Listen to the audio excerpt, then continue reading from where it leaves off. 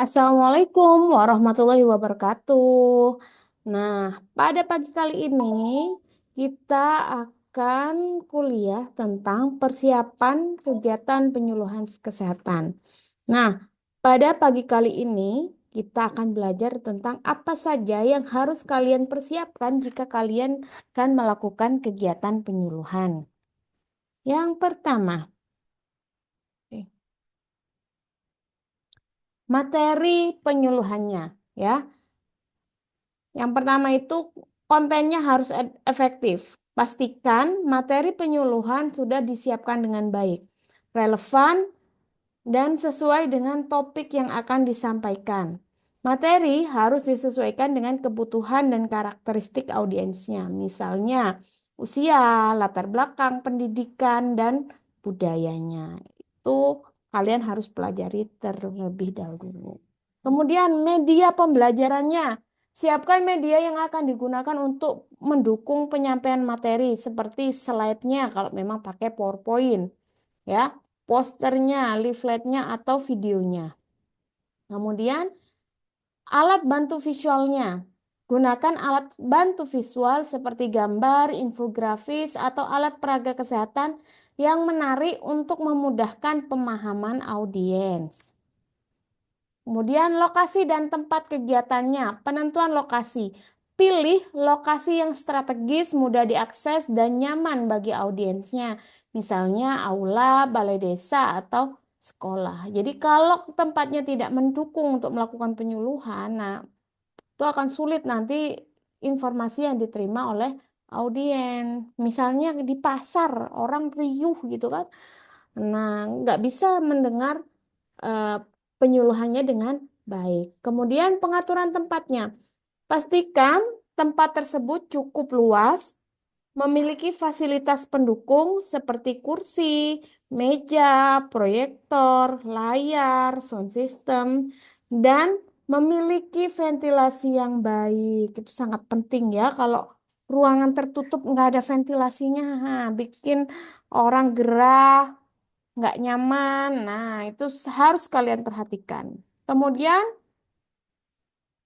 peralatan dan sarana pendukung ya. Pertama, perangkat presentasinya. Siapkan laptop, proyektor, layar, sound system untuk mendukung presentasi jika diperlukan. Kemudian alat tulis dan materi tambahan. Sediakan alat tulis, buku catatan, serta materi tambahan seperti brosur, pamflet untuk dibagikan kepada peserta. Jadi jangan hanya yang ada di terpaku yang ada di depan aja. Kemudian adanya alat peraga atau demonstrasi. Jika ada sesi praktek, siapkan alat-alat yang dibutuhkan seperti alat kesehatannya, misalnya tensimeter, stetoskop, peralatan demonstrasi atau bahan peraga lainnya. Contohnya kalau kalian mau cuci penyuluhan cuci tangan yang benar, ya minimal kalian bawa sabunnya atau sabun yang berwarna atau mau kasih pewarna supaya tangannya itu jelas mana yang kalau dicuci dengan benar bagian-bagiannya itu yang tidak terlewat gitu. Jadi bisa membedakan mana yang dicuci dengan yang benar dan tidak gitu ya. Kemudian tim penyuluhnya. Apa sih yang harus dipersiapkan pada tim penyuluh? Yang jelas ini, koordinasi timnya ya. Pastikan tim penyuluh sudah dibentuk dan memiliki peran masing-masing. Seperti siapa pematerinya, fasilitatornya, pengatur teknisnya, dokumentasinya. Nah, yang kedua, lakukan briefing dan latihan. Ya, lakukan briefing dan latihan bersama tim penyuluh untuk memastikan semua berjalan sesuai rencana, serta siapkan jawaban atas kemungkinan pertanyaan dari peserta. Oke, apa yang perlu kalian persiapkan tentang audiens dan pesertanya? Identifikasi audiens dulu ya. Kenali siapa target audiensnya, misalnya masyarakat umum, ibu rumah tangga, remaja, atau kelompok rentan lainnya. Ini akan membantu menyesuaikan pendekatan komunikasinya. Undangan dan publikasinya. Sebarkan undangan kepada target audiens, baik secara langsung maupun melalui media sosial, poster, atau media lainnya untuk memastikan kehadiran mereka. Dan pentingnya juga kalau kalian itu bekerja sama dengan, kalau seandainya penyuluhan di sekolah gitu ya, jangan lupa ngabarin kepala sekolah dan gurunya supaya bisa mengarahkan warganya. Termasuk kalau kalian mau bikin penyuluhan di kampung gitu ya, jangan lupa diundang kepala kampungnya, tokoh masyarakatnya, supaya mereka mau untuk membujuk warganya untuk hadir ya. Penting banget itu. Jangan sampai terlewat ya undangan dan publikasinya. Kemudian pendaftaran, siapkan sistem pendaftaran peserta jika diperlukan untuk memudahkan pengelolaan jumlah peserta. Syukur-syukur kalau kita bisa ngerekap ya peserta yang hadir itu berapa atau tahu sebelum waktunya ya, sehingga kita mungkin bisa menyiapkan konsumsi yang mungkin dibutuhkan atau mempersiapkan bahan peraga sesuai dengan jumlah pesertanya. Dan jangan lupa di pendaftaran ini juga harus melampirkan absensi atau presensi kehadiran ya. Kemudian waktu dan jadwal kegiatan. Penentuan waktu yang tepat, pilih waktu yang sesuai dengan ketersediaan peserta, misalnya pagi atau sore hari, atau di hari libur, agar peserta bisa hadir dengan maksimal. Perlu kalian ketahui, apa ya, menyesuaikan waktu itu bukan waktu kita ya, tapi waktu audiens kita.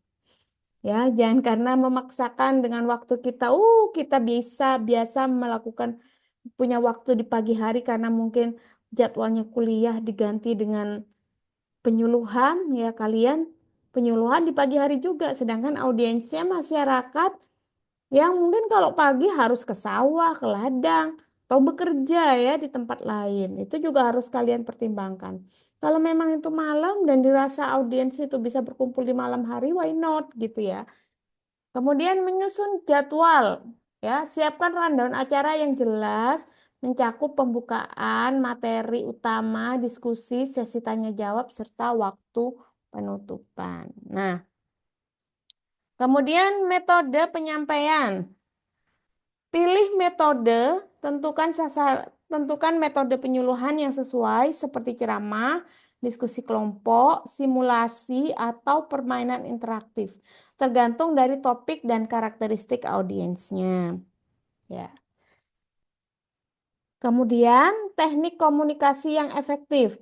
Pastikan penyuluh menggunakan teknik komunikasi yang baik seperti berbicara dengan jelas, menggunakan bahasa yang mudah dimengerti, dan melibatkan peserta dalam diskusinya ya.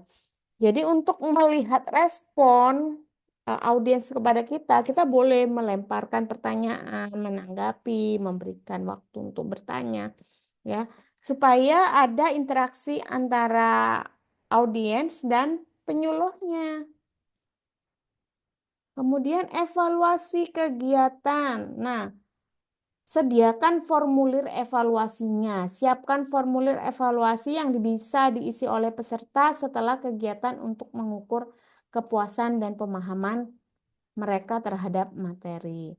Alat ukur pemahamannya pakai apa? Siapkan tes atau kuis singkat untuk mengukur seberapa jauh peserta memahami materi yang disampaikan. Hal ini harus ada loh ya di SAP-nya supaya apa? Alat ukur yang digunakan itu sesuai dengan apa yang kalian sampaikan. Hitung sebelum penyuluhan dan setelah penyuluhan. Kalau mau pakai konsep pre-post tuh, pretest dan post-test ini hal yang baik ya. Kemudian dokumentasi kegiatan. Oke. Foto dan video. Siapkan tim atau alat yang untuk mendokumentasikan kegiatan penyuluhan seperti foto atau video untuk keperluan laporan atau publikasinya. Kemudian yang kedua, laporan kegiatannya jangan lupa disusun ya. Setelah kegiatan selesai, buat laporan yang mencakup jumlah peserta, jalannya acara, hasil evaluasinya, serta rekomendasi untuk kegiatan selanjutnya itu apa. Nah, itu penting ya. Makanya nanti Ya, kalian susun itu laporan kegiatannya setelah kalian melaksanakan penyuluhan. Makanya segera bimbingan sama dosen pembimbing terdekat ya.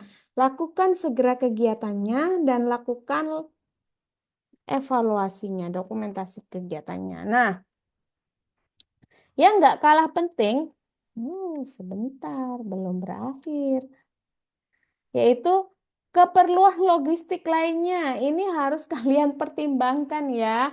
Seperti apa kebutuhan logistik lainnya? Yang pertama konsumsi, sediakan makan atau minuman ringan untuk peserta, terutama kegiatannya jika kegiatannya berlangsung lama. Tapi nggak cuma pesertanya aja, penyuluhnya nih juga butuh makan ya. Jadi tolong dipikirkan semuanya ya yang memang terlibat dalam kegiatan di sana, konsumsinya bagaimana. Apalagi kalau kegiatan tersebut berlangsung di jam-jam rawan. Nah, yang kedua, alat P3K.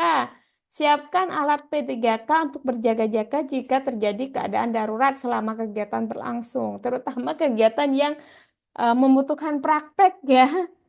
Biasanya mungkin ada aktivitasnya, perlu pakai alat memasak ya, takutnya terluka atau apa. Jadi kalian harus antisipasi terhadap keselamatan eh, pesertanya. Kemudian transportasi. Pastikan tersedia akses transportasi bagi peserta atau calon penyuluhnya juga.